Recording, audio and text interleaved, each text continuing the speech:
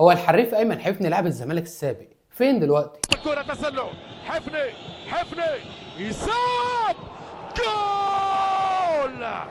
جول جول جول. في سنة 2014 الزمالك تعاقد مع واحد من أحرف لاعبي الدوري، لاعب عنده إمكانيات كبيرة جدا، بدأ في المقصة وتألق وقدم مستويات كبيرة وكان قادر يتلاعب بدفاع الأهلي والزمالك وقتها، علشان بعدها يروح طالع الجيش ويعمل ثنائية ممتازة مع ويليام جيبور ويقدر يقدم موسم عظيم جدا، وقدر يوصل ويليام جيبور ده إنه يكون هداف الدوري. المهم إن الزمالك فعلا تعاقد مع جوهرة ممتازة جدا سنة 2014، وبعد ما انضموا مع أول موسم ليه بيقدم مستوى هايل، قدر يقدم 19 مساهمة في أول موسم ليه، سجل 7 وصنع 12 وكان فعلا إضافة كبيرة للفريق، وده كمل على مدار السبع مواسم كاملين. لا وحاوي وعنده إمكانيات كبيرة بس إضافة، يعني قادر يعكس إمكانياته دي في الملعب سواء بيسجل أو حتى بيصنع. المهم إن أيمن حفني مع الزمالك وعلى مدار السبع مواسم فاز بأربعة دوري، أربعة سوبر وكونفدرالية أفريقية، وبالأرقام دي أكيد أيمن حفني واحد من أساطير الزمالك اللي لازم الكل يفتكرها. وبعد المشوار الكبير جدا اللي قدمه مع الزمالك اعتزل سنة 2022. وطبعا جينا المهم، عاوز تعرف ايمن حفني فين؟ اسف جدا